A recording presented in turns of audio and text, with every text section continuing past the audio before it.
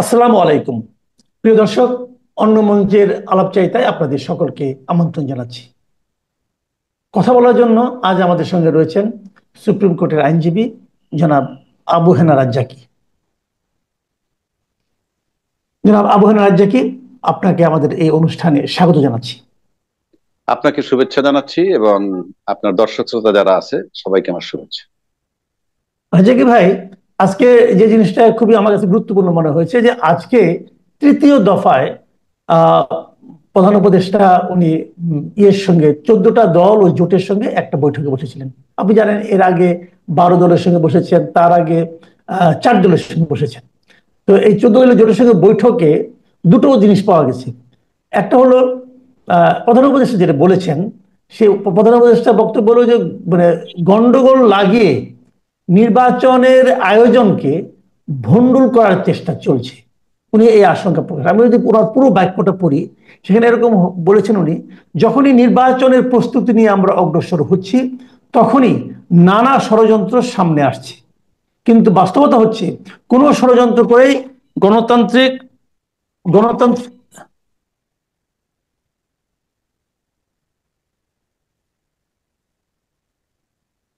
কিন্তু বাস্তবতা হচ্ছে কোনো ষড়যন্ত্র করে গণতান্ত্রিক অগ্রযাত্রাকে বাধাগ্রস্ত করা যাবে না। কারণ ফ্যাসিবাদ প্রশ্নে সবগুলো গণতান্ত্রিক শক্তির ঐক্য স্পষ্ট। এই যে কথাটা উনি বলেছেন নির্বাচন নিয়ে, ওনার যে বক্তব্যটা, এটাকে আপনি কিভাবে দেখছেন? ধন্যবাদ আপনাকে। প্রধান উপদেষ্টার বক্তব্য তো এটা আপনি বলছেন? জি, জি, জি, উনি বলেছেন এটা। হ্যাঁ, উনি বলছেন যে, অর্থাৎ ওনার কথাটার মানে হচ্ছে এই, মানে ওনারা যত নির্বাচনের দিকে আগাচ্ছে তখন নির্বাচন বাতিল করার জন্য কোন শক্তি আবার আগাচ্ছে। এইটা হলো ওনার কথার জিস্ট। জি, জি, এটা যদি আমি সহজ ভাবে বলি, আপনি এখন লক্ষ্য করে দেখবেন যে আমরা যখন আন্দোলন করে বাংলাদেশ, এই ফেসিজম মানে পতিত সরকারের বিরুদ্ধে যে আন্দোলনটা হইল, জি, সেই আন্দোলনের সময় কিন্তু দলমত নির্বিশেষে সবাই কিন্তু এই আন্দোলনে ঐক্যমত্য ছিল। এক জি, নম্বর। জি, দুই নম্বর, এই লোকগুলা সবাই কিন্তু বঙ্গভবনে বৈশা, তিন বাহিনীর প্রধান বলেন, রাজনীতিবিদরা বলেন, অন্যান্য যারা বড় স্টেক হোল্ডার, সুশীল সমাজ বলেন, সবাই মিলে কিন্তু ইউনূস সরকারকে দায়িত্ব দিছে। কি দায়িত্ব দিছে? আপনি টেক ওভার করেন, আপনি দায়িত্বটা নেন। কি হিসাবে? অন্তর্বর্তীকালীন সরকার হিসাবে। তো অন্তর্বর্তীকালীন সরকার কিন্তু আমাদের সংবিধানের কোথাও নাই। আমাদের সংবিধানে যেহেতু নাই, কাজেই অন্তর্বর্তীকালীন সরকার একটা সংবিধানবিহীন সরকার। এবং সেই থেকে উনি যা করে আসছেন অলিখিত ভাবে করে আসছেন, অলিখিত সংবিধান। কেউ কেউ বলেন, উনি তো যখন ওত নিছেন তখন বলছেন কি, যে এই সংবিধান সমুন্নত রাখবো। অর্থাৎ উনি বলছেন যে আমি তত্ত্বাবধায়ক সরকারের প্রধান হিসাবে এই অঙ্গীকার করিতেছি যে সংবিধানকে সমুন্নত রাখবো। এবং তত্ত্বাবধায়ক সরকার, অন্তর্বর্তীকালীন সরকারের প্রধান হিসাবে তো সংবিধানই নাই, কিন্তু উনি ওত নিছেন। কোন সংবিধানের সমুন্নত রাখবেন? অলিখিত সংবিধান। যেই সংবিধান ইউনূস সাহেব করবেন সেটাই সংবিধান। আজকে পর্যন্ত উনি অলিখিত সংবিধানে আছেন। এখন আসেন নির্বাচনের কথা, আপনি সিম্পল শর্টকাট করে দিলাম। বাংলাদেশে এখন পর্যন্ত লিখিত সংবিধান নাই, অন্তত এই সরকারের কাছে, যেহেতু সে অন্তর্বর্তীকালীন সরকার। এখন নির্বাচনের কথা বললেই একটা শক্তি আগে আসে যাতে নির্বাচন বানচাল হয়ে যায়। সেটা কেন? কি কারণে? আপনি আমাকে বলেন। বঙ্গভবনে যখন দলমত নির্বিশেষে সবাই যখন ক্ষমতাটা তাকে বুঝাই দিল ফেসিজমের বিরুদ্ধে, এবং ফেসিজমের বিরুদ্ধে যারা আন্দোলন একসাথে করছে, সেখানে যদি আপনি বড় স্টেক হোল্ডার ধরেন রাজনীতিতে, তাতে আপনি পরিষ্কারভাবে বোঝা যায় সবচেয়ে বড় ভাই যিনি আছেন নির্বাচন হলেই ক্ষমতায় যাবে। তারপরে যদি মেজো ভাইজানের কথা বলেন, মেজো ভাই কিনি কি, যিনি সংখ্যানুপাতে নির্বাচন চাচ্ছেন। আর যদি ছোট ভাইদের কথা আসেন, তারা বলতেছে সংস্কার, জুলাই চার্টার, তারপরে বিচার, তারপরে নির্বাচন। প্রশ্ন হচ্ছে ফেসিজমের বিরুদ্ধে এই তিনটা শক্তি যখন ইউনাইটেড ছিল, একত্রে ছিল, তাইলে ফেসিজমের বিরুদ্ধে এই তিনজনের ভিতরে সবচেয়ে বেশি প্রেম হওয়ার কথা। অর্থাৎ ডিপ্লোমেসির ভাষায় বলে, enemy's enemy is my friend. অর্থাৎ আওয়ামী লীগের শত্রু এনসিপি, আওয়ামী লীগের শত্রু জামাত, তাহলে সেই হিসাবে আবার আওয়ামী লীগের শত্রু বিএনপি। কেন বিএনপি? কারণ বিএনপি 16 বছর যাবৎ নির্যাতিত হয়েছে। সেই হিসাবে এই তিনটা দলের মধ্যে, এই তিনটা দল যদি একত্র করি একটা দল জোট বানাই, তাহলে এটা ভিতরে যে ইউনিটিটা থাকার কথা ছিল সেই ইউনিটিটা নাই। রাদার উল্টা দিকে আমরা দেখতেছি কি, গোপালগঞ্জে যখন এনসিপি গেল তখন ডাল সুরকি পিস্তল আর অস্ত্র নিয়ে আওয়ামী লীগ তাদেরকে তাড়াইলো। পাশাপাশি এদিকে আর একটা স্লোগান উঠলো, জামাত শিবির, জামাত শিবির রাজাকার, এই মুহূর্তে বাংলা ছাড়। এবং এই যে একটা পতিত শক্তি আর অন্য শক্তি যেটার কথা বলছি, এরা কিন্তু সময়ের ব্যবধানে দুই পক্ষই জামাতকে সাথে নিয়ে একটা জায়গায় গেছিল নির্বাচনের। সুতরাং আপনি যখনই রাজনীতিবিদরা যে কোনো কর্মকাণ্ড করে তখন বলে রাজনীতিতে শেষ বলতে কিছু নাই, আর আপনি আমি ৯-৬ করলে কিন্তু এটার কৈফিয়ত দিতে হয়। রাজনীতিবিদদের বেলায় এগুলো মাপ। তো আপনার যেখানে শত্রুর শত্রু আমার বন্ধু হওয়ার কথা, সেখানে শত্রুর শত্রু আমার শত্রু হয়ে গেল। তাহলে তো আমার একটা সন্দেহ হয়। কারণ এই যে বিষয়গুলো রয়েছে, ইউনূস সাহেব যদি ৩-৪ দিনের মধ্যে ডেট দিবে বলছে, আপনি মোটামুটি নিশ্চিত থাকতে পারেন উনি যত তাড়াতাড়ি নির্বাচনের ডেট দিবে, ঠিক তত তাড়াতাড়ি ওই শক্তিগুলা নির্বাচন বাতিল করতে আসবে। কেননা তারা বলতেছে সংস্কার, বিচার এবং জুলাই চার্টার না হয়ে নির্বাচন করতে দিব না। আর সংখ্যানুপাতে যারা নির্বাচন চায় তারাও বলবে যে আমরা নির্বাচন করতে দিব না। সুতরাং ইউনূস সাহেব যদি আগামী ৫-৭ দিনের মধ্যে নির্বাচনের তারিখ দেয়, গন্ডগোল আগামী ৫-৭ দিনের মধ্যে রওনা দিতে পারে, শুরু হইতে পারে। যদি ৩ মাস পরে দেন, তাহলে ৩ মাস পরে গন্ডগোল হবে, এ ব্যাপার আমার কোনো ডাউট নাই। এবং এতে লাভ কার? আপনি যদি নির্বাচন বাতিল হয়ে যায়, তার মানে একটু আমি থামাচ্ছি। তার মানে আপনি বলতে চাচ্ছেন যে নির্বাচনের তারিখ ঘোষণা করলে যারা নাকি এই যে মেজো ভাই ছোট ভাই আছে ওনারা গন্ডগোল ইনিশিয়েট করবেন? হ্যাঁ, ডেফিনেটলি। কারণ তারা তো বলতেছে আমরা সংখ্যানুপাতে চাই, তারা তো বলতেছে আমরা সংস্কার, জুলাই চার্টার, বিচার চাই। এটা তো আমার বানানো না। তো ওরা যদি বলে যে এইগুলা করতে হবে, আপনি কি করবেন? ফর এক্সাম্পল, আপনি কি করবেন? ওটা আপনি আমি কথা বলতেছি আমাদের স্বাধীনতা নিয়ে, ওরাও তোদের স্বাধীনতা নিয়ে চলবে। কারণ আপনি জুলাই চার্টার না করলে ৭০ বছর বয়সে তার মৃত্যুদণ্ড হইতে পারে। So they are to ensure their life. এবং তারা যে কর্মকাণ্ডটা করছে সেটা তো সবাই একসেপ্ট করছে। সবাই একসেপ্ট করলে স্বীকৃতি পাবে না কেন? আপনি দেন বা না দেন, এটা আপনার ব্যাপার। পাবে না কেন? সিম্পল। আচ্ছা, ঠিক আছে। এখন আপনি বলেন তার গন্ডগোল হলে তারপর কি হবে? এখন আসেন লাভকার ক্ষতিকার। আপনি বলেন যদি ব্যাপক কোনো গন্ডগোল, আমি জানি না হবে কিনা, কিন্তু আমি আপনাকে সূত্রগুলো দিলাম। যদি ব্যাপক গন্ডগোল হয় আর ইউনূস সাহেব ব্যর্থ হন নির্বাচন করতে, ইতিমধ্যে একটা কথা উঠছে কিন্তু, সেটা কি? তত্ত্বাবধায়ক অধীনে নির্বাচন চায়, এই কথা উঠছে। আপনি তর্কের খাতিরে ধরে নিলাম ইউনূস সাহেব যদি চলে যায় কোনো কারণে, এই গন্ডগোলের ইস্যু করে, এই গন্ডগোলের ইস্যু করে যদি চলে যায়, যদি নির্বাচন বাতিল হয়, তাহলে গেইন করবে কে? গেইন করবে পতিত সরকার। কেন? কেন?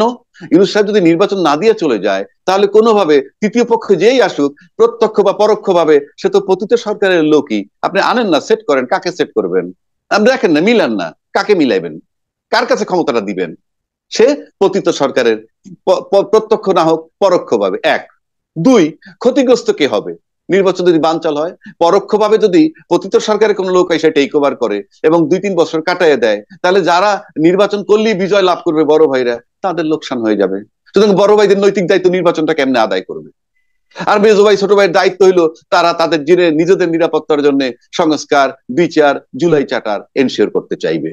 সুতরাং ইউনূস সাহেবের নির্বাচন ডেট দিলেই আপনি নির্বাচন পেয়ে যাচ্ছেন, তা কিন্তু নয়। বরং নির্বাচনের ডেটটা দিলে পরেই ওই গন্ডগোলটা নিকটবর্তী হয়ে যায় বলে আমার কাছে মনে হয়।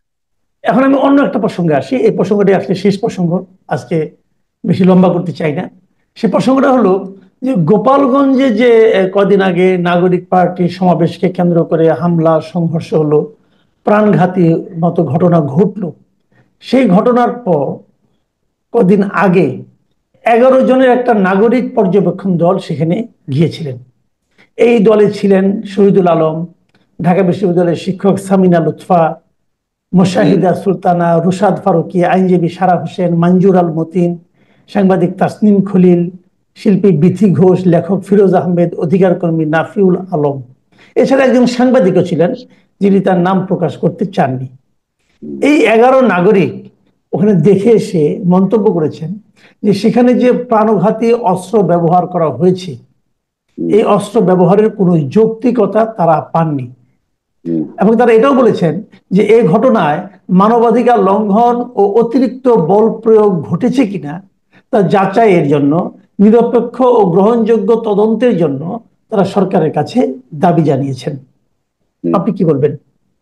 ধন্যবাদ আপনাকে। এটা হলে আমি শুনুন, প্রথম কথা হইলো গোপালগঞ্জে গেছে আর আপনি ঢাল সুরকি নিয়ে আসছেন। গোপালগঞ্জ কি মঙ্গল গ্রহে না বাংলাদেশের ম্যাপের মধ্যে? আমি যাব, আমার নাগরিক অধিকার। আমি মিছিল করতে যাই, মিটিং করতে যাই, সেটা ভিন্ন কথা। আমি যাব, এটা আমার নাগরিক অধিকার। আপনি যে লাঠি সুরকি সবকিছু নিয়ে আসলেন, এখন পর্যন্ত ম্যাজিস্ট্রেসি পাওয়ার নিয়ে যখন রাস্তায় আর্মি আছে, কি উদ্ধার হয়েছে, কোন অস্ত্রগুলো উদ্ধার হয়েছে? ওখানে তো সশস্ত্র লোক আমরা দেখছি, সশস্ত্র লোকও দেখছি, তো এটা উদ্ধার হইলো না কেন? প্রশ্ন হচ্ছে, আপনি বোধহয় জানেন যে 17 জুলাই থেকে বাংলাদেশে মানবাধিকার এই মানবিক জাতিসংঘের মানবাধিকার কমিশনের কার্যক্রম বোধহয় অফিসে শুরু হয়েছে। সুতরাং এটা তার পার্ট। সুতরাং বাংলাদেশে আর ওই কায়দায় কেউ অস্ত্র যতই শো করেন, এটা আন্তর্জাতিক বাজারে কিভাবে একসেপ্ট করবে সেটা একটা ব্যাপার।